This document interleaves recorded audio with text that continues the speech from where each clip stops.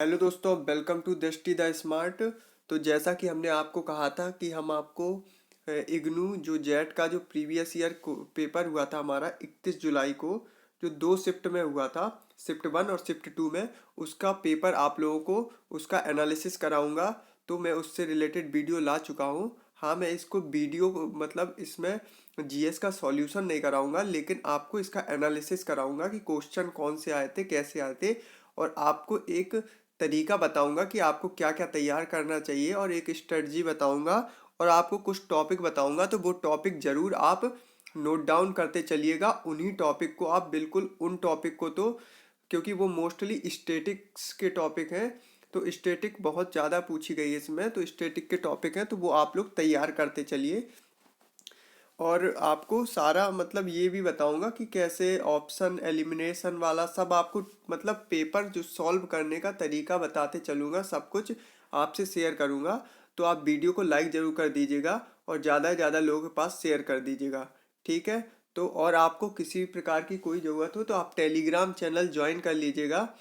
ठीक है। Telegram channel ज़रूर ज्वाइन कर लीजिएगा। वहाँ पर आपको मैं ये जो वहाँ पर सारी पीडीएफ हैं, जो हमारी ये फर्स्ट सेकंड पेपर की पीडीएफ, और हमारी आपको एक मैंने कंप्यूटर की पीडीएफ प्रोवाइड किया था जिससे आप कंप्यूटर तैयार कर सकते हो।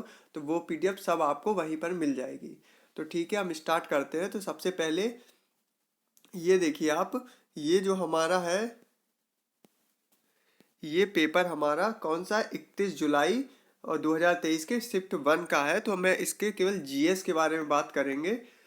तो आप देख सकते हो कुछ क्वेश्चन पूछे गए हैं, कुछ क्वेश्चन जो कि आपको डायरेक्ट तैयार करने हैं, और कुछ करंट अफेयर से रिलेटेड क्वेश्चन होंगे।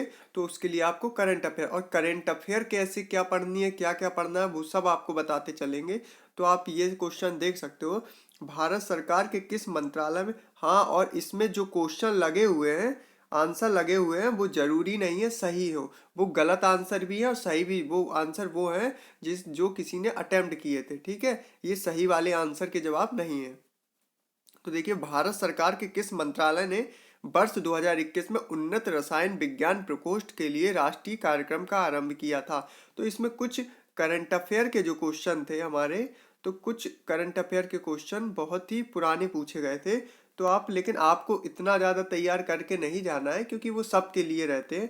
देखो, पेपर निकालने का मतलब होता है कि आपको सरल चीज़ आपसे गलत नहीं होनी चाहिए, सरल चीज़ नहीं छूटनी चाहिए। ठीक है। पेपर कब निकलता है कि ये पेपर बहुत ज़्यादा कठिन चीज़ आने से नहीं निकलता है, कठिन सवाल या कठिन क्वेश्चन आने से नहीं निकलता है, सरल गलत ना होने से निकलता है पेपर। ठीक है, ये हमेशा याद रखना। तो अब देखिए, दूसरा क्वेश्चन करते हैं। तो ये हमारा, जैसे कि हमारा ये हिस्ट्री से क्वेश्चन आ गया है, ऋग्वेद में अश्व की प्रशंसा के लिए कुल कितने स्रोतगान समर्पित हैं। मतलब कुछ क्वेश्चन इतने अच्छे लेवल के आए हुए हैं कि बहुत, जहाँ जो हम लोगों ने पढ़ाई, ये क्वेश्चन तो मैंने मैंने पढ़ा ही नहीं था। सच बताया तो ये क्वेश्चन मैंने अभी तक नहीं पढ़ा है। तो आप लोग खुद देख लीजिए, आपको जिसको आंसर इसका पता हो वो कमेंट जरूर बताइएगा। और तो चलिए, स्टैटिक्स का पोर्शन आ गया, स्टैटिक का हमारा पोर्शन। तो सबसे पहले ये देखिए हमारे इसमें, जैसे कि और एग्जामों में सिंगल क्वेश्चन पूछते हैं कि डांची गांव अभ्यारण्य कहाँ पर है, और सिंगल 4 ऑप्शन देते हैं, इस तरह आपको एक टिक कर। लेकिन यहाँ पर क्या है, आपके एक क्वेश्चन में उन्होंने 4 क्वेश्चन पूछे हैं। तो समझ लीजिए कि आपसे उन्होंने कितना ज़्यादा नॉलेज निकालने की कोशिश किया है, कि आपको कितनी नॉलेज है। तो मतलब, और ये आपको जीएस का पेपर अटेम्प्ट करने में सबसे ज़्यादा इसमें एलिमिनेशन टेक्निक लगाना है। ठीक है। और एलिमिनेशन टेक्निक क्या है वो मैं आपको समझा रहा हूँ। सबसे पहले तो आप ऑप्शन देखिए। ठीक है।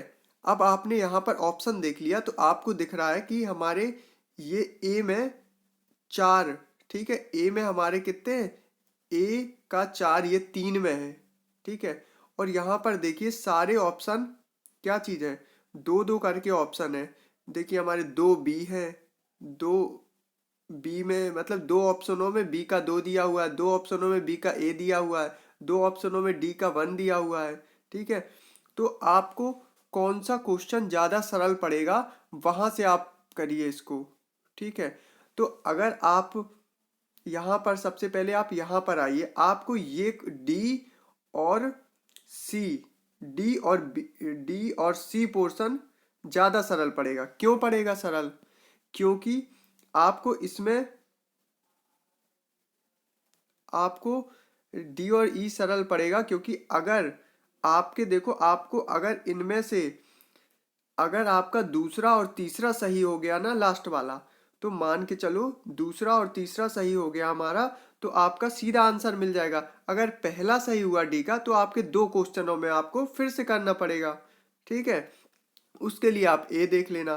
तो इसलिए आप ऑप्शन के हिसाब से आप चुनिएगा। अगर आपको चारों ऑप्शन नहीं आ रहे हैं सीधे सीधे, तो ऑप्शन के हिसाब से चुनिएगा, तो आप आराम से इसका क्वेश्चन कर सकते हैं। जैसे हमको पता है डांची गांव अभ्यारण्य हमारा जम्मू कश्मीर में है, तो यहाँ तो देखिए डांची गांव जम्मू कश्मीर 3 में है, 3 में है, तो आपको यहाँ पर दिक्कत होगी। ठीक है, तो ऐसा ऑप्शन उठाइए जिसमें हमें कम मेहनत पड़े। ठीक, तो ये हो गया। तो पहला टॉपिक आप लिख लीजिए, स्टैटिक में आपको वन्य जीव अभ्यारण्य, ठीक है, और हमारे टाइगर रिजर्व, ये याद करना है। और इसमें भी सबसे बड़ी जो हमारा इस बार 3167 कुछ इतने टाइगर हैं, है ना, हमारे भारत में। तो आपको वो जो टाइगर की जनगणना हुई थी हमारी, वो पूरी पढ़ के जाना है। किस राज्य में सबसे ज़्यादा टाइगर है, हमारे एमपी में कौन सा टाइगर रिजर्व है जिसमें सबसे ज़्यादा टाइगर है ना, इस तरह आपको। तो हमारे इस तरह के क्वेश्चन आपको जो करंट से रिलेटेड है। और हमारा जैसे हमारा कितने टाइगर रिजर्व बन चुके हैं वर्तमान में, 53 54 जितने हो गए हों, जितने हमारे टाइगर रिजर्व वन्य जीव अभ्यारण्य हो गए हों, लेटेस्ट डेटा के साथ आपको पढ़ना है। ये चीज़ याद रखना, इनको करंट अफेयर के साथ ऐड करके पढ़ना है। सारे आपको वन्य जीव अभ्यारण्य लिख लीजिए, वन्य जीव अभ्यारण्य, टाइगर रिजर्व, और प्रेजेंट टाइम में कितने टाइगर रिजर्व हैं, कितने वन्यजीव अभ्यारण्य हैं, और सबसे लास्ट में कौन सा टाइगर रिजर्व है और वन्यजीव अभ्यारण्य और कौन से नंबर का है। ठीक है, ये लिख लीजिए करंट अफेयर से भी जोड़कर। तो मैं आपको यहाँ आंसर तो नहीं बता रहा हूँ, लेकिन आपको वो चीज़ बता रहा हूँ जो आपका पेपर बहुत हद तक आप सॉल्व कर पाओगे जिससे। ठीक है, और इस वीडियो को देखना मत भूलना, ये आपके बहुत ही प्रॉफिट होगा। ये आपको एक तरीका देगा कि आपको क्या पढ़ना है। आप जो भड़बड़ा रहे होगे पेपर के समय, तो उसमें आपको बहुत फ़ायदा मिलने वाला है, क्योंकि टाइम बहुत कम है। तो विश्वास मानिए, आपको ऐसे ही तैयारी करनी चाहिए। अब देखिए हमारी चोटियों का क्रम है। ठीक है, अब इन्होंने कहा है चोटियों को क्रमशः घटते क्रम में व्यवस्थित कीजिए। मतलब सबसे पहले बड़ी, हमारी सबसे जो ऊंची चोटी है वो आएगी, उसके बाद हमारी उससे नीचे, फिर उससे नीचे। अब आप क्या कर सकते हो, तो हमारा देखिए, आपको पता है कि हमारी सबसे ऊंची चोटी तो हमारी कौन सी है, माउंट एवरेस्ट है। उसके बाद हमारी गार्डविन ऑस्टिन है, K2 8611। ठीक है, ए नंबर है सबसे ऊंची। तो देखिए ऑप्शन जरूर करिए एलिमिनेशन। ठीक है, ऑप्शन जरूर करिए। अब हमारे ए केवल 2 में है। अब ये तो नॉर्मली सबको आ जाएगा। अब सी और डी में तीसरे नंबर पे कौन सी आनी चाहिए? दूसरे नंबर पे हमारी कंचनजंगा हो गई, तीसरे नंबर पे जैसे हमारी आएगी नंदा देवी आएगी, फिर नंगा पर्वत आएगा। तो इस तरह आपको ऑप्शन से एलिमिनेशन करना है। तो एलिमिनेशन टेक्निक बहुत फायदेमंद है इसमें। हाँ, और ये देखिए, ये क्वेश्चन मैं आपको समझा सकता हूँ। इसमें पूछा भारत का महान्यायवादी। इस समय, क्योंकि मैं अधिकतर एग्जाम देता रहता हूँ इसलिए बता रहा हूँ, भारत का महान्यायवादी, भारत का न्यायवादी, आपको ये टॉपिक तैयार करना है हमारा पॉलिटी में। जैसे हमारा राष्ट्रपति के निर्वाचन में कौन कौन भाग लेता है। ठीक है, निर्वाचन प्रक्रिया सबकी पता होनी चाहिए, सबका कार्यकाल कितना होना चाहिए वो पता होना चाहिए। और दूसरी बात, इस समय महान्यायवादी, महाधिवक्ता और हमारे नियंत्रण एवं महालेख परीक्षक, इन लोगों के नियुक्ति के बारे में, इनके कार्य के बारे में और इनका आर्टिकल बहुत ज़्यादा पूछता है। तो ये चीज़ आप लिख लीजिए। नॉर्मल क्वेश्चन नहीं पूछेगा राष्ट्रपति का कार्यकाल कितना होता है, या लोकसभा और राज्यसभा से भी बहुत घुस के क्वेश्चन पूछता है। तो कुछ टॉपिक आपको अच्छे तैयार करने होंगे, जैसे महान्यायवादी, महाधिवक्ता और नियंत्रक महालेख परीक्षक, लोकसभा, राज्यसभा और राष्ट्रपति। इनके मतलब इनकी निर्वाचन प्रक्रिया और इनको कौन नियुक्त करता है। और कुछ ऐसे होते हैं जो प्रसाद पर्यंत, मतलब किसी जैसे राष्ट्रपति के प्रसाद पर्यंत पद धारण करते हैं। तो ये चीज़ आपको तैयार करनी हो, सारे आर्टिकल्स वगैरह तैयार करना है आपको। तो ये हो गया। अब इस क्वेश्चन में देखिए, जैसे कि ये क्वेश्चन आया है कि भाषाओं को जिन वर्षों में मान्यता मिली, तो आपको पता है कि हमारी 6 भाषाएं हैं जो हमारी क्या है, शास्त्रीय भाषा है। 6 भाषाएं हैं, भारत सरकार द्वारा शास्त्रीय भाषा घोषित की गई है। तो आपको उनका वर्ष जरूर पता होना चाहिए। ये टॉपिक इस समय बहुत सारे एग्जामों में पूछा जा रहा है कि हमारी नवीन भाषा कौन सी है, और सबसे ज़्यादा जैसे हमारी इसमें अभी सबसे नवीन भाषा उड़िया है हमारी, ठीक है, सबसे नवीन भाषा है उड़िया। और हमारी जो सबसे सबसे पुरानी भाषा कौन सी है हमारी, सबसे पुरानी भाषा हमारी तमिल है, उसके बाद संस्कृत आई थी, और लास्ट में अभी उड़िया आई है, 6 नंबर की उड़िया है हमारी। और अभी हमारे जो राष्ट्रपति, सॉरी, हमारे प्रधानमंत्री ईरान गए हुए थे, तो ईरान से आने के बाद उन्होंने कहा है कि हम फारसी भाषा को भी इसमें ऐड करेंगे अपनी शास्त्रीय भाषा में, ठीक है। तो यह हमारी 7th नंबर की ये भी बन सकती है, ये भी भाषा बनेगी। तो ये भी आपको ध्यान रखना है कि कौन सी भाषा का प्रस्ताव रखा गया है। तो आपको क्या करना है, इनका क्रम जरूर याद कर लीजिएगा सन के साथ। केवल 6 भाषाएं आपको याद कर लेना किस सन में आई है, बस। और दूसरी चीज, और दूसरा क्या है, आपको ये याद करना है, और एक इससे रिलेटेड पॉलिटी में क्वेश्चन याद करना है कि जो हमारा, जैसे हमारी 1967 में सिंधी जोड़ी गई है ना, कौन सा संविधान संशोधन है वो याद करना है, सिंधी जोड़ी गई, ठीक है। फिर उसके बाद हमारी क्या जोड़ी गई, उसके बाद हमारी 3 भाषाएं और जोड़ी गई, नेपाली, मणिपुरी, कोंकणी, ठीक है। फिर 4 भाषाएं जोड़ी गई, तो उनकी सन और किस संविधान संशोधन द्वारा जोड़ी गई वो जरूर याद करिएगा। ये 21वां है, वो 71वां है, फिर 92वां, ऐसे ही कुछ है, आप लोग याद कर लिए, मुझे कंफर्म याद नहीं है। तो पहले हमारी सिंधी जोड़ी गई सबसे पहले, फिर 3 जोड़ी गई, तो आप नमक से याद कर सकते हो, नमक जोड़ी गई, नेपाली, मणिपुरी और कोंकणी।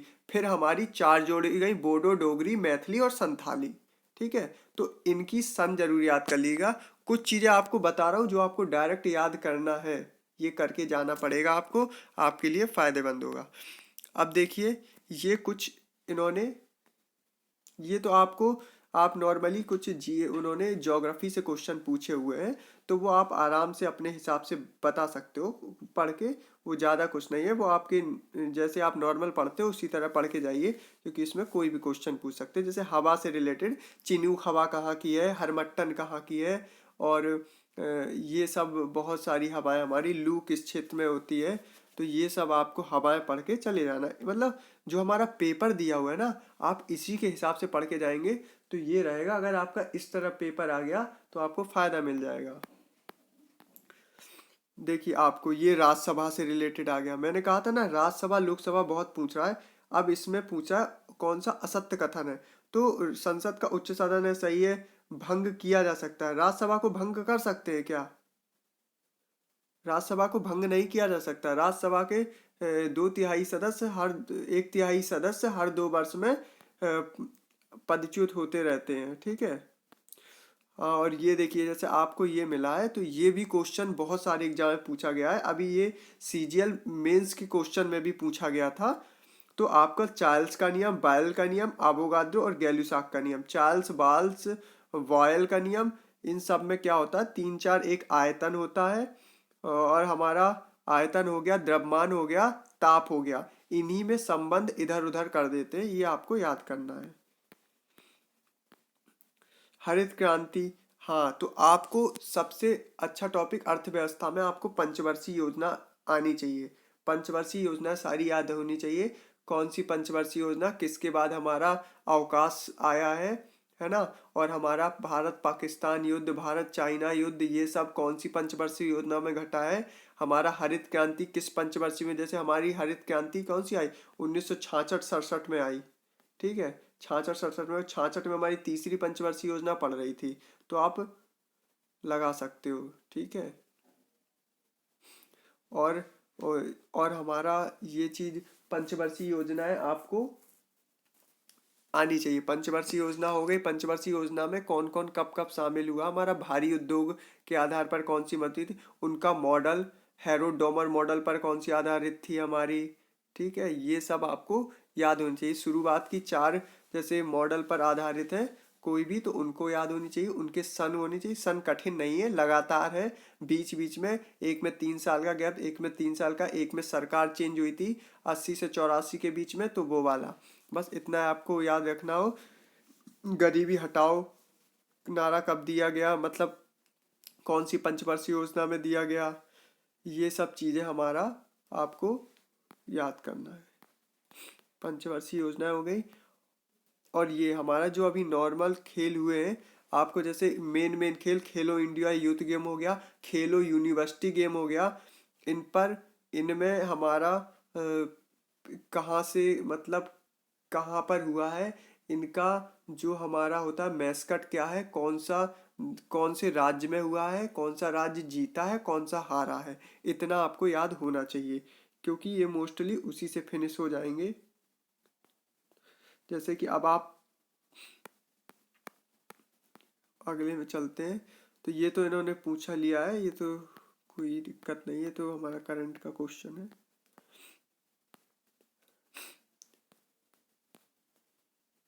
ये तो आप नॉर्मली इसकी लैंग्वेज के हिसाब से कुछ अनुमान लगा लेंगे इस क्वेश्चन का, ठीक है।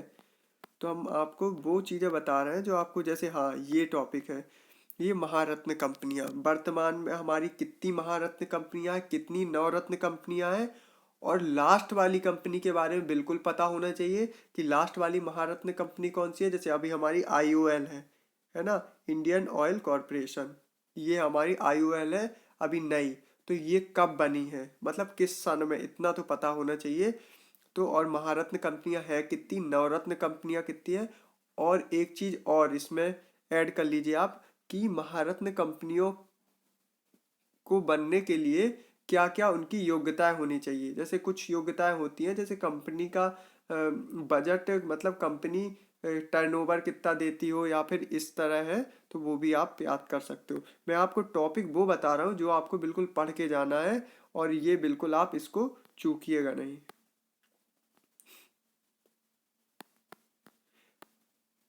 हाँ, नाटो, इस संगठन के बारे में आपको सब कुछ पता होना चाहिए। नाटो की स्थापना कब हुई, नाटो की स्थापना 1949 में हुई थी। इसमें कौन सा सदस्य जुड़ा है, जैसे अभी 31वां सदस्य हमारा फिनलैंड जुड़ा हुआ है इसमें।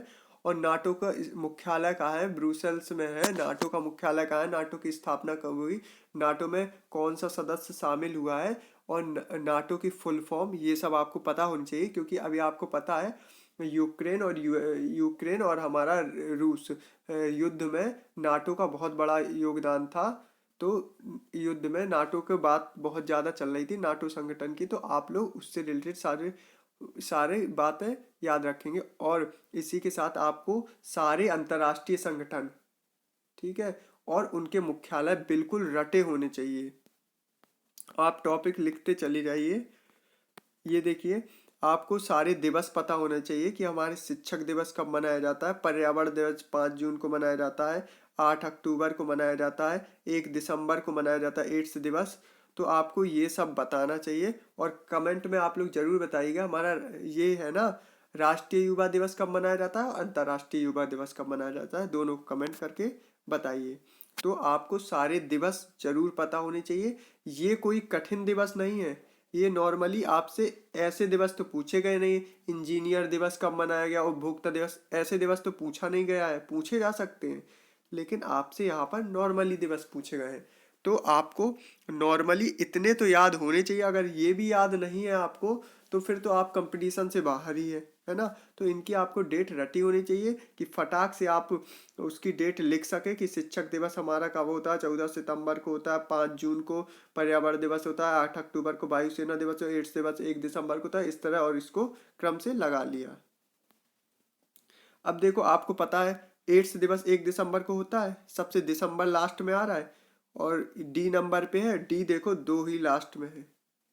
तो इससे एलिमिनेशन टेक्निक काम करेगी, ठीक है। और आपको सबसे बड़ी चीज इस पेपर में क्या गलती होती है, जैसे आपको, आपने कहा जौन सा ऑप्शन चुना, उसको बाद में आपको वही ऑप्शन फिल करना है, ठीक। ये तो हमारा ये हो गया। ये उपग्रह भी पता होने चाहिए, जैसे हमारा आर्यभट्ट 1975 में लॉन्च किया गया था, आर्यभट्ट है ना। प्रथम उपग्रह, वो उसके यूएसएसआर की मदद से लॉन्च किया गया था।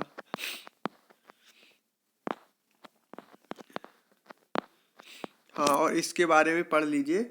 हमारा मंडल, जो हमारे आयन मंडल, मध्य मंडल, क्षोभ मंडल, और इसमें एक चीज़ आपको बताते हैं, क्योंकि मैंने बताया ना, मैंने पेपर देता रहता हूँ, तो आपको बता दूँ, इसकी आपको इंग्लिश वर्ड भी याद होने चाहिए, स्ट्रेटोस्फेयर, टोपोस्फेयर, क्योंकि कभी कभी डायरेक्ट आपको हिंदी में भी इंग्लिश ही लिख के दे देता है, ट्रोपोस्फेयर, स्ट्रेटोस्फेयर। तो ये सब आपको पता होनी चाहिए। इसमें पता होने चाहिए कि हमारे वायुयान कहाँ उड़ते हैं, हमारा जो वायुमंडलीय घटना है किस मंडल में घटित होती है, हमारी जो, जैसे हमारी रेडियो तरंगें परावर्तित किस मंडल में होती हैं, ठीक है। तो ये सब आपको पता होना चाहिए। ये, इसके तहत आपको क्या पता होना चाहिए, जो जो भी हमारे वर्तमान में अभी जिन राज्यों में हमारा चुनाव हुआ है, उस राज्य के आपको मुख्यमंत्री, राज्यपाल जो भी नए बने हो वो याद होना चाहिए। और जो चुनाव हुआ हो लोकसभा, राज्यसभा, उनकी सीटें, प्रेजेंट में हमारे 5-6 राज्यों का अभी चुनाव हुआ था, तो उनके बारे में आप पढ़ लीजिएगा, ठीक है। ये सब टॉपिक आप नोट डाउन करते चलिए। बाकी आपको करंट अफेयर में games related, current sport related current affair तो बिल्कुल घोर के पीना है। और उसमें भी जो हमारे वर्ल्ड रिलेटेड गेम है, T20, और हमारा टेस्ट क्रिकेट हो गया, T20 हो गया, वर्ल्ड कप अभी हुआ था, वर्ल्ड कप के बारे में पूरा, आईसीसी के बारे में पूरा आपको बिल्कुल याद होना चाहिए। ये क्वेश्चन आपको बहुत अच्छे से मिल जाएंगे आराम से। देखिए, आविष्कार आपको सारे पता होने चाहिए, किसने किसका आविष्कार किया। इससे क्या होगा कि ये आपके, अगर आपने कुछ चीज़ें पढ़ी हैं तो ये क्वेश्चन पेपर कहीं ना कहीं आपके लिए आसान भी हो जाएगा, कहीं ना कहीं कठिन भी हो जाएगा।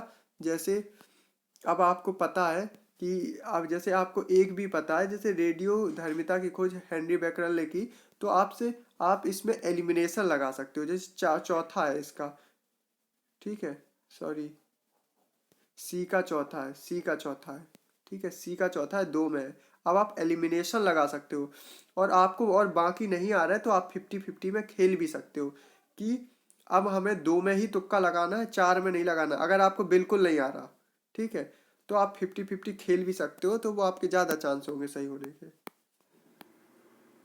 ये देखिए, ये मुख्य चुनाव आयुक्त, अब मतलब नॉर्मल क्वेश्चन नहीं पूछते हैं। मुख्य चुनाव आयुक्त हो गया, महालेखा परीक्षक हो गया, नियंत्रक परीक्षक हो गया, ये सब क्वेश्चन ज़्यादा पूछता है।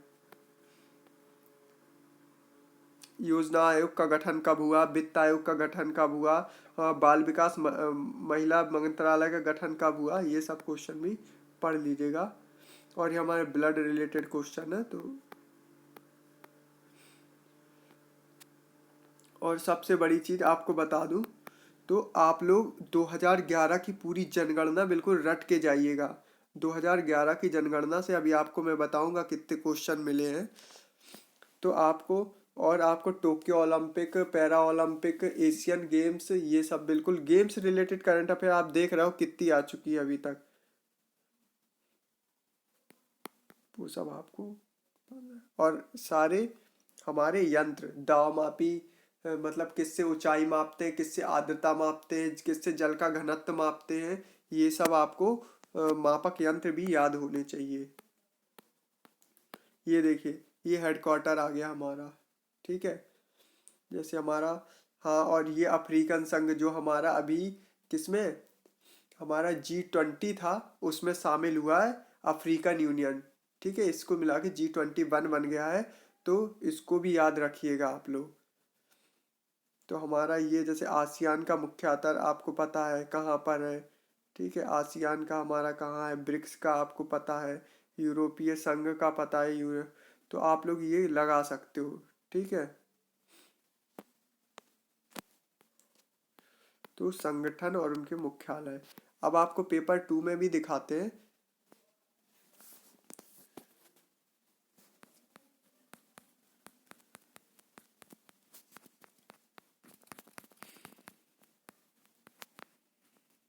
ये हमारा पेपर 2 है, और इसकी पीडीएफ आपको मिल जाएगी, और ये पेपर पूरा आप देख के ही जाइएगा, थोड़ा बोरिंग लग सकता है कि मैं आंसर नहीं बता रहा हूँ, लेकिन आपको कहीं ना कहीं एक वो मिल जाएगा कि आपको क्या तैयार करना है। ये 31 जुलाई का है, सेकंड शिफ्ट का पेपर।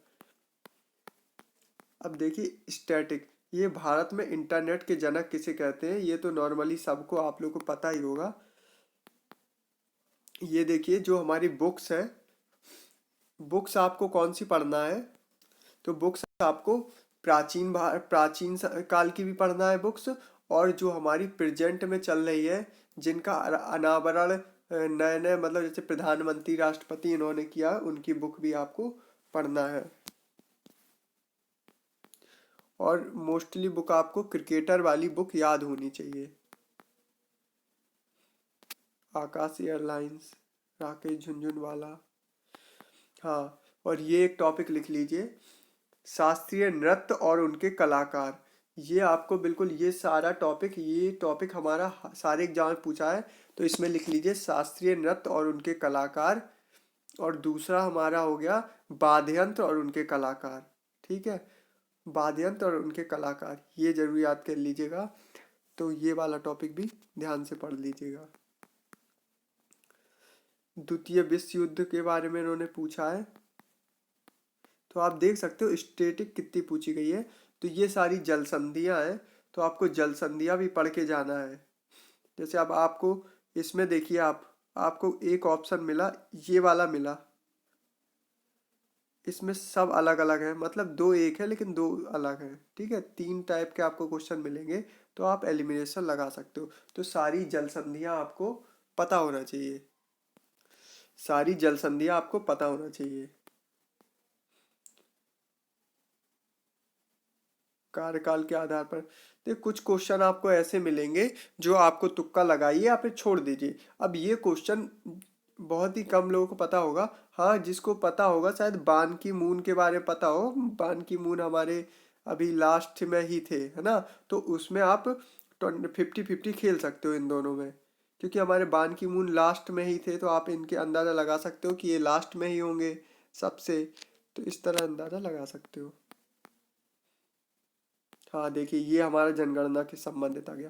2011 की जनगणना के आधार पर राज्यों के उनके जनघनत्व के अनुसार अधिकतम व न्यूनतम क्रम में व्यवस्थित कीजिए। तो आपसे अब आपका वो गेम गया कि आपको शुरुआत के एक और दो याद कर लिए, सीधे आपको पांच पता होना चाहिए किसी भी श्रेणी के।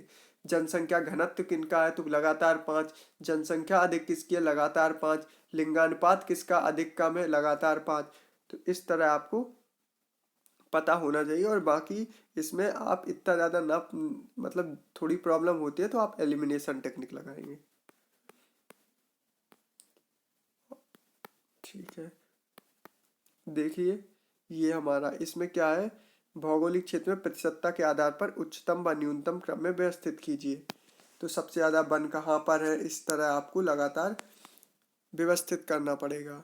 ठीक है, जैसे हमारे सबसे ज़्यादा इसमें प्रतिशतता के आधार पर सबसे ज़्यादा मिजोरम में है, तो आपको पता होगा मिजोरम में है, तो आपके दो ऑप्शन तो सॉरी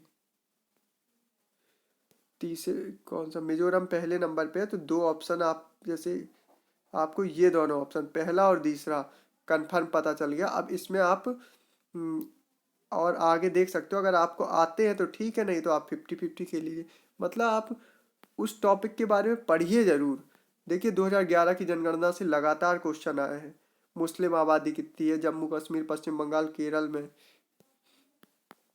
तो ये सब क्वेश्चन। नाटो से रिलेटेड देखिए ये भी आ गया, किस देश, तो नाटो से रिलेटेड आपको पूरा पढ़ के आ जाना है, क्योंकि अभी चर्चा में रहा था वो।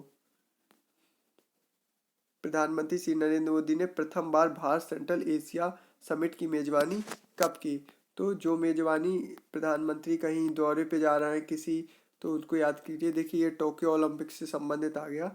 तो बड़े बड़े गेम्स में आपको क्या क्या याद करना है, भारत ने कितने जो हमारे वर्ल्ड लेवल के हैं, तो आपको उसमें याद करना है कौन सा देश में आयोजित किया गया, मैस्कट क्या क्या है, और उसमें हमारे भारत ने कितने पदक जीते, ये सब आपको याद करना है।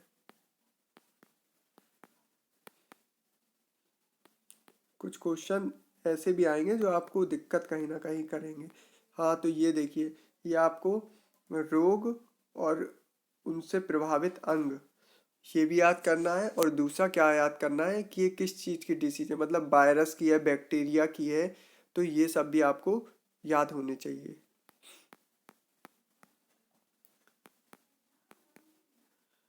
जनगणना, देखिए ये फिर से जनगणना क्वेश्चन आ गया। चार आपको जनगणना क्वेश्चन मिल चुके हैं। 2011 की जनगणना के अनुसार भारत में निम्नलिखित में से किस राज्य में शहरी जनसंख्या का सर्वाधिक अनुपात है। तो आपको जनगणना 2011 की बिल्कुल तैयार करके ही जाना होगा। जो हमारी हाल ही में गरुड़ एक्सरसाइज ये सब आयोजित हुई है, एक्सरसाइज सारी आपको याद होनी चाहिए। गरुड़, वरुड़, गरुड़ शक्ति, और जो भी है डस्टलिक, और जो कि मोस्टली वो जरूर याद होनी चाहिए जो भारत में हुई है। मानव सौंदर्य का विज्ञान, तो हमारे जो अध्ययन वाले हैं वो भी याद कर लीजिएगा आप लोग।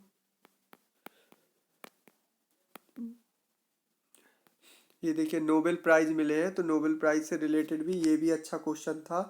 तो हमारा अर्थशास्त्र में कब शामिल किया गया है, तो और हमारा नोबेल प्राइज पहले 5 क्षेत्र में दिए जाते थे, अर्थशास्त्र को कब शामिल किया गया है। तो शायद 1969 में शामिल किया गया था अर्थशास्त्र को। तो नहीं, ये शायद सही है 1968। ठीक है। तो इस तरह आप देख लीजिएगा कब से स्टार्ट हुआ है नोबेल प्राइज पाई, और कौन कौन देता है ना। एक शांति वाले संस्थान को अलग देता है, और बाकी को 5 अलग देते हैं, ये भी याद कर लीजिए। और नोबेल प्राइज 2023 में किस किस को मिले ये भी याद करके जाइएगा।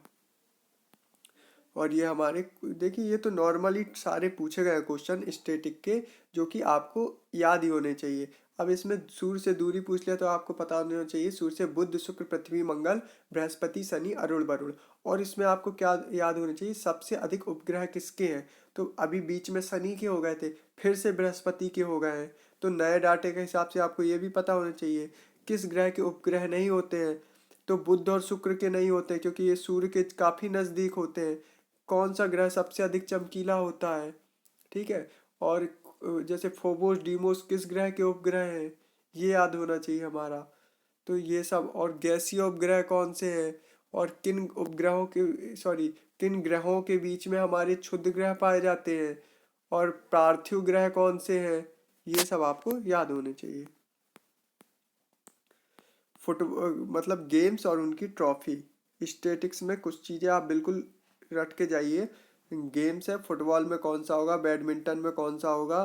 तो आपको ये चीज़ें भी आपको पता होना चाहिए। जैसे कि हमको पता है कि हमारा हॉकी में क्या होता है, ये हमारा थॉमस कप किस में होता है, बैडमिंटन में थॉमस कप होता है। डी का पहला, देखिए एक मिल गया हमारा डी का पहला।